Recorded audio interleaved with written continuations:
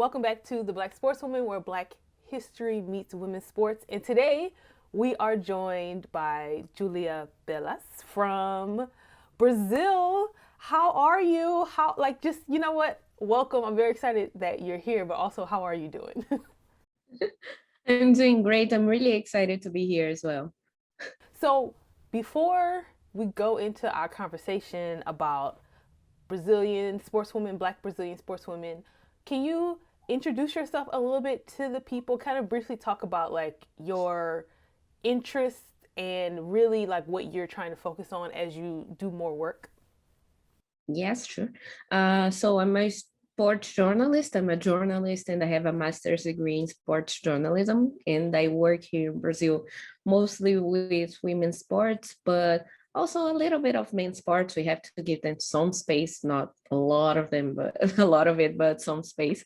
And I've been working with women's sports and the presence of women in different fields of sports, not only as sports women, but also as journalists, as managers, as in different levels. So it's been kind of my focus now, and especially race and gender relations within sports.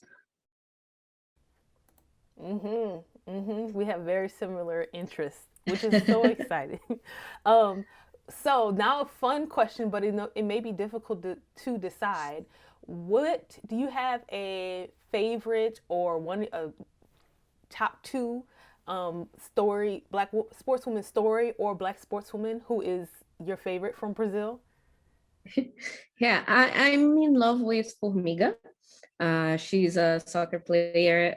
Probably people in the US know her a lot because, she's amazing and she's been playing for years and years. I actually have a embroidery of her in here.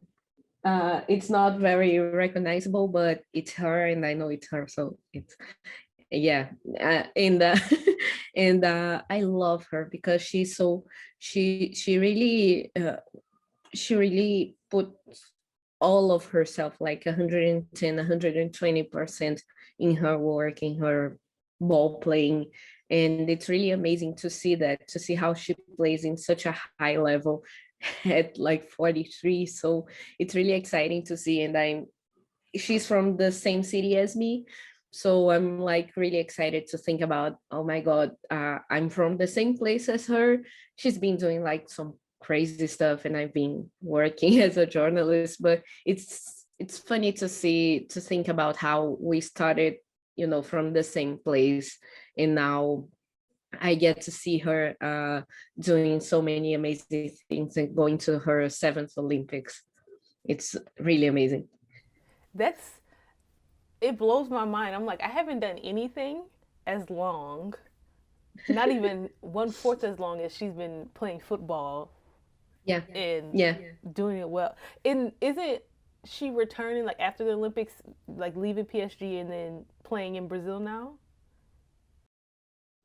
Yeah, she left PhD. She will start playing in Brazil the next season, I believe. I think this season she won't be playing, but after the Olympics she'll be training for São Paulo Football Club, which is here in São Paulo. We are from Salvador, which is a different city, but she will be playing here. And also, like, we are going to end up in the same city. I'm really excited about it because it's my dream to interview her. And so I really want her to get back here soon. Not too soon, like after the finals, after the gold medal, but when she gets back here, I'm going to try to have to sit down with her and just talk about a lot of things, because the list of questions that I have in my mind to ask for Miga would be like the whole book. So I just want her to be prepared, like to spend 3 or 4 hours with me just talking. Yes. Look, I am like, let's like manifest this, make this happen, because I'm like, yes, I want this to happen. Um, that's just, I'm like, oh yes, because we love Formiga in this house too, and yes, gold medal, yes. Okay, before I get too distracted, so we're talking about Formiga actually going back to Brazil and playing in Brazil. Like, what are the opportunities like for, um, like I know one. So I live in Atlanta, and Erica D'Souza played for the Atlanta Dream for like, I mean, when I think about her, I think about the Atlanta Dream, even though I probably shouldn't. In addition to Yeah. Brazil, but like, so she was here for a little while. But what? And I know she's playing in Brazil, and then Formiga's going back to Brazil. But like, what are the opportunities like for Black sportswomen, athletically in Brazil?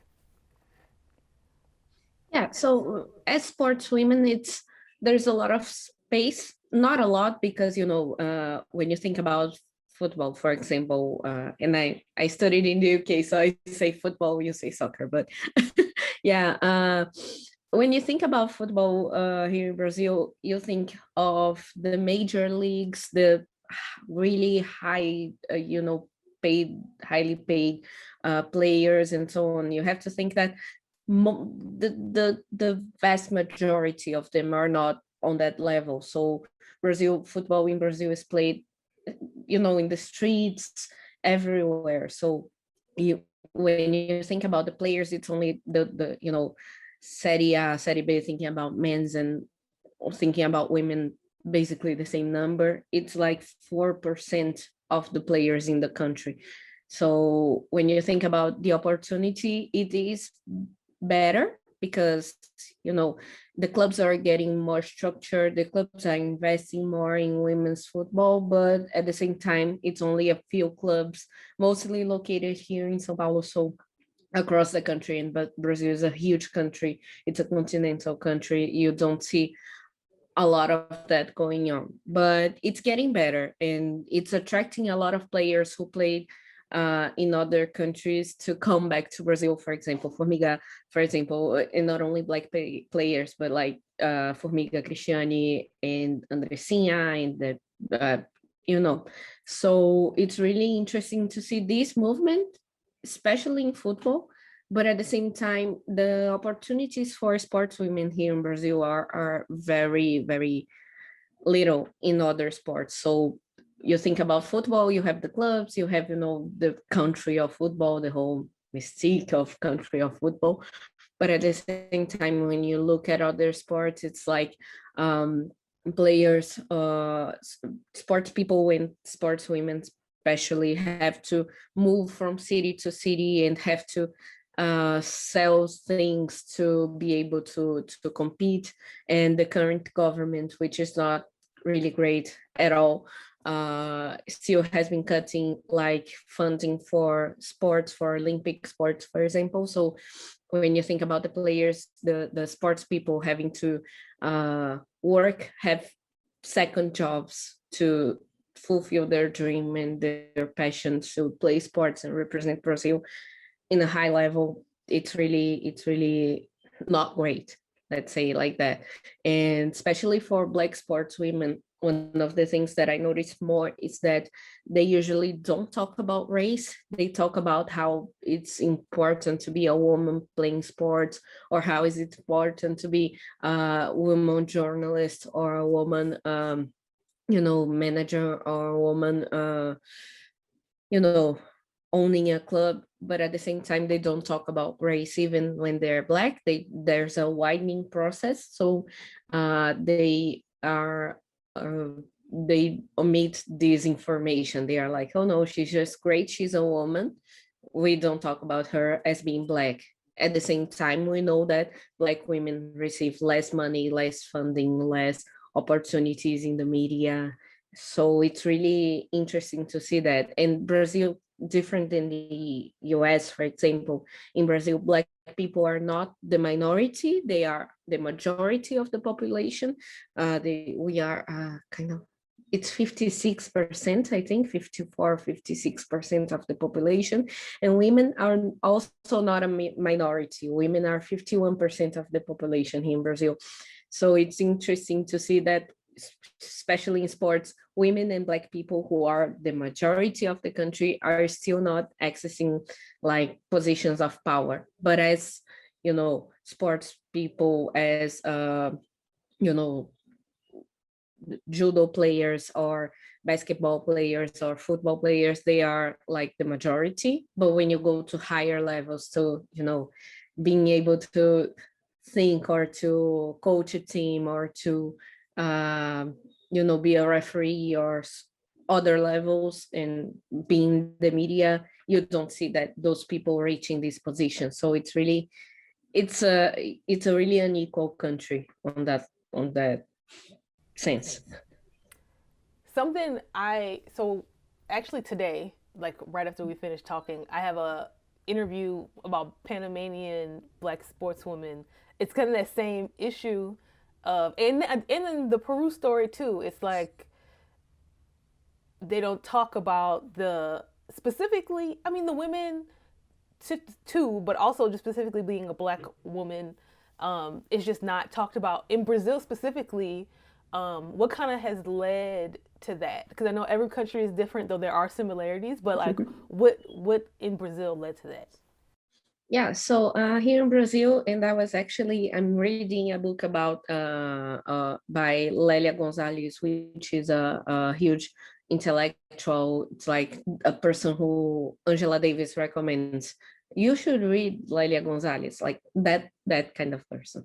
So she has a book of essays about a lot of essays, and mostly about the role of Black women in Brazil. And I was actually writing an essay of mine and a friend of mine about how it compares to the experiences of Black women in sports. And it's really interesting to see how it applies, because when when you think about sports in Brazil, women's sports in Brazil, many of them, like fighting and football, for example, were forbidden by law for 40 years. So women were forbidden to play football, and they were or fight boxing or things like that, because it was incompatible to the women nature or something like that. And the president like sanctioned that, and it went on for 40 years, almost 40 years. So it's really interesting to see that there's a lot of stigma with women who play sports, because they say you are lesbian, or they say you are not getting anywhere and things like that. But at the same time, when you think about Black women specifically, it's not something like the Black boys or Black men here in Brazil. Like football, you live in the favela, and football is your only way to be rich, to give your family a better life, to ascend socially, for example. It's not, you don't get a lot of access to study, you don't get a lot of access to other opportunities, because it's a really unequal country. So you have to play football really, really well to be on one of those 4% that actually get somewhere, that actually get rich, that actually earn around $1,000 a month, which is not like rich, which is not even close to rich, but it's a better condition in life. And for women, it's not like that, because for years and years after the prohibition, they had to play for love. They had to play just because they liked to play, they loved to play. So they didn't get any money or uniforms or anything like that. They didn't have structure. They just played because they loved to play. And now it's a really changing process, because now people are demanding, more structure. No, I don't want to just play in a field that's worse. I want to play in the same pitch that the men play, for example. And when you think about this inequality, you see that the fight of the women's sports is a unified one, because you have to fight for structure, you have to fight for getting the same conditions as men, but at the same time they don't want to divide the fight, the struggle, by talking also about race, even though racialized people are the majority of players and sports people, especially in football. So it's really a process of, it's kind of like how the feminist movement works. You think about feminism, and that we are all women, we are all equal, but at the same time we're not. So we have to address these inequalities, we have to address these differences, so that we can actually get some equity and equality for all of us. And in Brazilian women's sports, it's kind of like that. I wrote an article about how Black women are still not getting positions in the media, especially on TV. And there were, people said to me, sent me tweets like, you are dividing. You have to be happy that, women are getting there, because I don't know, maybe 5 years ago, we didn't have as many women commentating on matches, narrating, or being reporters, and now we have a lot of them, but most of them, and like really the majority of them, are white. There's like one or two Black women in national TV, so working with sports. So when you think about that, it's like you're being accused of pointing out that there's still inequality, but at the same time, you have to be happy for your friends that are getting there, And in sports, it's kind of like the same, and in the feminist movement, it's kind of like the same. That's and then we have to remind like me, other people listening, that Black people make up the majority of the country too. So like, yeah. On top of that already being like, just, I can't even think of the word. It's still early, but I think I'm like, wow, I'm just feeling a little like, oh, that's so frustrating. Yeah, I think on top of that being frustrating, and then you have to remember that this is like most of the country. When it comes to like you briefly mentioned your work about talking about media, especially Black women in media. What's is there data at the moment of like how many Black women are in media in general, and then I can't even imagine the sports media situation.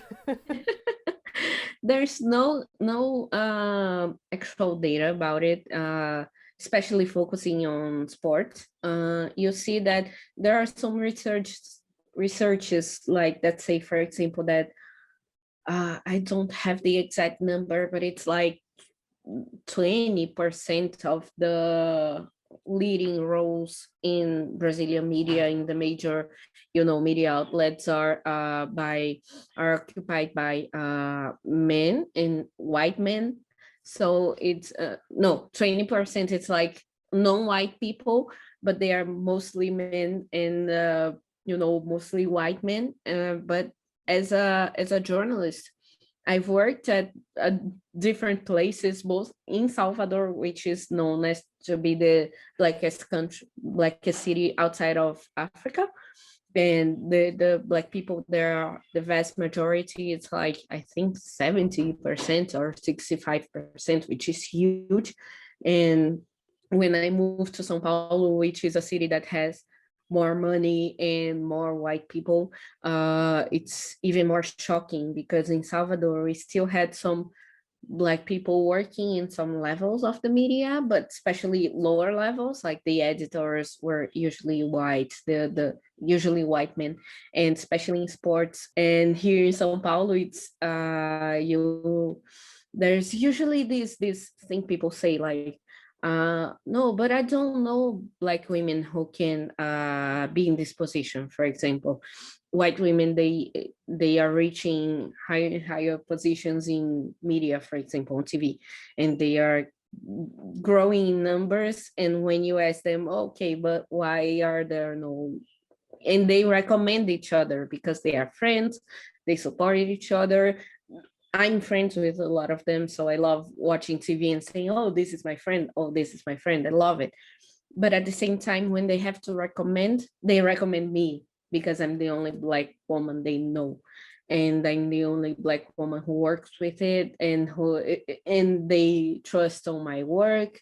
So it's like I'm recommended to a lot of positions, and people say no, and when I can accept it, oh no, just give it to a white girl instead, because they don't know any other white Black women. And it's really interesting, because I have a friend who is from the countryside, the inner cities of Bahia, which is the state I come from, and she started a project funded by Fair Network, which is the one organization from Europe that football, and she got this funding and interviewed 42 women who work with football in different fields. It's called the Negra no Futebol Brasileiro, Black Women in Brazilian football. And then we became friends, WhatsApp group, and we talk. There are players, social workers, journalists, researchers, professors, university professors who work with football. And, just to diminish this idea that, oh, I don't know any Black women. And so now we recommend each other for work. We send job positions for them. We try to create a space where they are welcome to share their achievements and also share their frustrations without feeling that that's a safe space. And also talking about things like sexuality, because there's a lot of stigma about women in sports, especially football, being lesbians and so on. And some of them, like me, are bisexual. So you talk about sexuality, and it's a really safe space, and it's really interesting to see Black women from all over the country, from different fields, but who are all passionate about football. It's really exciting. I could talk about it for like 3 hours. That is so awesome. It's interesting around the world, like Black women creating space for ourselves when everyone else shuts us out. Like, I think that is so awesome. I did want to ask you though, because how does the barriers for Black women in like society kind of impact what we're talking about, the barriers for Black sportswomen, but also Black women in media? Yeah, it's something you see from the lower levels, the poor layers of Brazilian society, because Black people are the majority of the lower layers of Brazilian society. The people who earn less money, they already earn less money because of they're Black, and there's racism in the world and in the country. But at the same time, in Brazil, there is a myth of, because there's a lot of miscegenation, that there's a myth of racial democracy. Like, no, there's no racism in Brazil. You see, there's one Black woman there in that position. So all of them have opportunities, but at the same time, Black women, especially when they have a higher responsibility at home, because they have to take care of brothers, sisters, younger, they have to take care of the house while mom and dad are at work. And also they have to study. Sometimes, not always, they have to study. And so when you start from a point of inequality, it's really hard for you to catch up. And you're not, the society is built for you not to catch up, because when you start not studying because the school is really bad, and then you have to have other jobs, and then there's no support from the government so that your family can leave you just studying, and so that you can reach more knowledge, more understanding. And then when you start from this inequality, then you don't have money to pay for college. There's a lot of public universities here in Brazil, but these are all achieved, like these are all hard to get into. And when you get into, it's usually people who studied in private schools, for example, like myself. There's a quota system, but at the same time, not all of the positions are occupied by people who are from worse schools, or who really need this strategy, this thing to get into university. And there's a lot of so when it's difficult for you to reach higher education. So it's difficult for you, for example, to have a journalism diploma and to go work on TV, or print media, or radio, or something like that. But at the same time, when you reach these places, you still earn less money than your white counterparts, and you still have less access to camera, for example. So these are all barriers that are in society, but in media they are like really, and you know, they work like tirelessly also to keep you in your place. And when you talk about people who play sports, Brazilian sports are really, apart from football, they are really elite sports. Consider, you know, you play sports in school, so football is really easy. You just have like a ball and two sandals and you can have a goal and you can play. But you know, when you think about basketball, for example, you usually don't have in poor schools. When you talk about tennis, tennis is like white people sports here in Brazil, and not only in Brazil but also in Brazil. Like swimming, there's a lot of things about how swimming, how black people don't have access to pools and so on in the US specifically, but also here in Brazil we have the beach. But at the same time, it's not something, it's not it's a leisure that it's more accessible, but at the same time you have to have time for leisure to be able to access it. So these are a lot of difficulties that are in place in society. And you know, there's also a lot of prejudice, there's also a lot of you know, difficulties, for example, in tougher neighborhoods. And uh, just the system is built to keep these people in their place. So when you are a sports football player, which is the biggest example because in Brazil a lot of people play football, but when you are a football player and you have to the majority of the football players are all black because they are the lower level. You know, they don't have to think, they just have to play. They don't have to talk about anything, they just have to play. They just have to say after the game, oh, we won, we are really happy, or we lost, we have to change this and that. And but when you go for example, for managerial positions like coaches, and you see that the, for example, the courses that qualify you to be a coach are really expensive and take place like for a long time. So you have to stop or dedicate a lot of time to do this. So there are not many black players who become managers.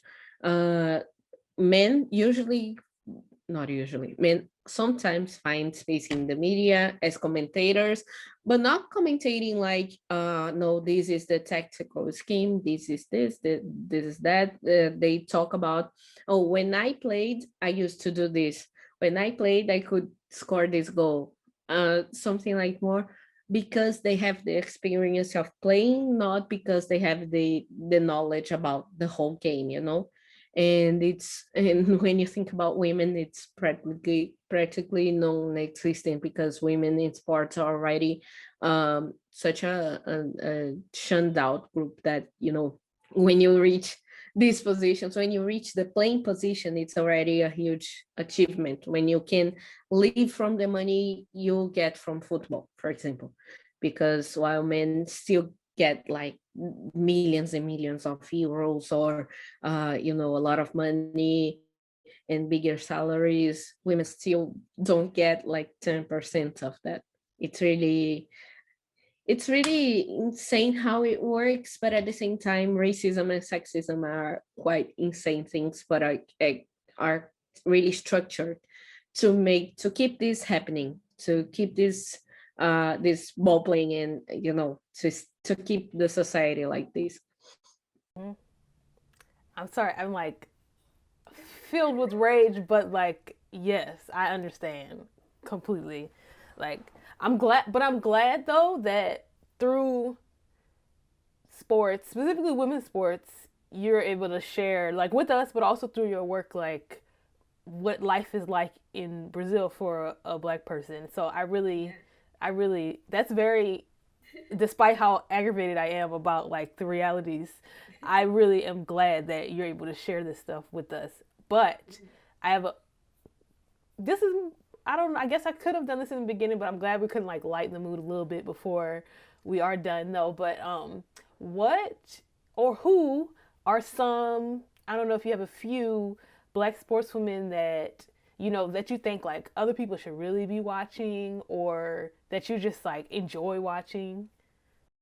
Um, it's really interesting to see because now we have the Olympics coming up, and I'm really really excited about it. Even though I will be working like the in the middle of the night to sleep during the day, but I'm really excited about it. It's going to be really fun. So during the Olympics, we have Etienne Medeiros in swimming. She's amazing, and she'll be fighting for gold. I don't remember the the race she's going to be swimming, but she's going to be fighting for gold. She's a black from the northeast. She's really really good at what she does. She's really fast as well, so I'm really excited to see her. We have Formiga playing her seventh Olympics. It's amazing. We have in boxing, we have Josiele Mendeiros, which is also like a really young boxer who is really getting, in a higher level. I really think she can. I don't think she'll be fighting for a medal right now, but she can get a lot of experience for the future. Let me think. Let me think. Yeah, and to think about women in volleyball, for example, we won't have Brazilian basketball this year, so it's really sad. But volleyball, for example, we have Fabiana, which is a great player. She's played for years in the Brazilian national team of volleyball, so she's like really really tall and like really strong and really outspoken about different issues. It's really interesting to see. So in the Olympics, we'll have many, not as many as I would like to see because of all these issues I already laid out, but we will have many Black sportswomen, like really really great, showing really great work. And also from other countries as well, because we'll get to see I don't know, so many black football players, so many black basketball players. It's going to be so exciting to see and to follow their journey in these Olympics, especially with all the difference that's 5 years cycle, but with 1 year practically stopped. I'm really excited about the Olympics. Me too. Me too. As all the complicated feelings I have about the Olympics, it is also like the one stage where like Black sportswomen can actually like be visible, like in general, every 4 years. So I'm like, but you know what Brazilian player I started paying attention to. It was in the last year. They must have been in the U.S. for something. Maybe it was like the summer series or something. But Ludmila, I'm Yes, like, oh wait, hey. I'm like, she's I'm a really good. fan. Yeah, she's really really good, and she's been she's also like really outspoken about race issues. Especially, she had some really bad experience with a security guard back in Spain, but she's been like, so she's really great. I have some issues because she hasn't been you know scoring a lot of goals with the national team. So it was like, okay, maybe Ludmila could be substituted, but at the same time, I really like her. She's really smart. She doesn't have to look to pass the ball. She doesn't have to. She knows where her colleagues are. It's really intelligent how she plays. I just wish she, you know, her kicks will actually reach the goal every now and then. I really hope. I'm really curious about football this year because Pia Sundhag's such an amazing coach, but she's been like really questioned about her Olympic decisions, and at the same but at the same time, she's not taking Cristiane, which is mind blowing for people in Brazil, and not only in Brazil, I believe. But it's really curious to see how I'm really curious to see how this team is going to play, because she knows how to win the Olympics. And I don't think this is her time right now. She's going to be in Brazil until 2024. So she's going to have a lot more time to structure, to form players, to play the way she wants them to play. But at the same time, I'm like, oh, please come, the gold medal, please come. Yes, yes. Because even, I mean, I know some people who are like, oh, wait, let me switch my allegiance to Brazil for this summer. And I'm like, Really? I want to get excited. But like I was saying, Ludmilla, like I'm a new fan. But then at the same time, I'm like, okay, I knew when you talking about her like not being able to like convert, like I saw that at the, I feel like it was the summer series or something. Like I'm like I saw that too. Like I'm like, oh yeah, and that was only one game, but I don't know. I don't like getting my hopes up, which is the worst. Like, how can you be a fan and not get your Yeah. hopes up? Your dreams are gonna die. But yeah, I'm like, I'm also curious too because I feel like, I mean, there's a lot of teams that could. I know I feel like the U.S. is like the team to beat, but I'm like, Brazil's good. I guess not too many expectations, but also this is what we do. Yeah, and to think about it, Brazil, it's really interesting to think about what we achieved in women's football without almost any structure. When you think about the Rio Olympics, for example, we have 11 players. Uh, no, I think it's more. I think it's because we had four more players going and one of them left, but we had on the first list, on the initial list, 11 players who played in Rio. So you don't see a lot of renewal of players. You see players who are really experienced, like Marta Formiga, for example. But at the same time, you see that this team is changing. It's getting younger. The new players are getting their first experience. So next year they will be the next Olympics. They will be the experienced ones, because I think Formiga and Marta will not be playing in Paris, but I don't know, maybe. And they to think of this process is really interesting, but at the same time, uh it's amazing how we got there, how we got to this point without any structure, investment. And now that we have a coach who actually knows something about women's football, women leading the women's football department in the federation, it's really exciting to see how it's going to be, how it's going to grow. Watch Ooh, out, us. I'm like, I'm already invest. Oh, now I'm invested. Now this is not good. This is not good. Okay, so is there anything before we go? Is there anything that I didn't ask you that you wanted to talk about? Uh, Not really. Just let's hope that the world gets better for Black women, because we've already like struggled for so long. But at the same time, to end on a more cheerful note, I believe that it's changing, and it's changing for the best. I hope. Yes, yes. Oh, look. Okay, I'm so excited. So the last thing is, especially you're talking about how you're going to be covering the Olympics and stuff. Where can people find you and follow you so we make sure that we're sending people your way? Okay, so basically social media at July, like the month, underline B for Belas, T for Trindade. And I'm a freelance journalist, so I write basically everywhere and nowhere at the same time. But especially during the Olympics, I'll be working for a newspaper in Brazil called Folha de São Paulo, which is one of the biggest ones. So, but basically Twitter. I'm tweeting all the time. Yes, yes. And I'll be sure to tag you when this comes out on Thursday. And I don't know, I'm just so glad. Thank you for joining the Black Sportswoman, and we're definitely gonna have you back.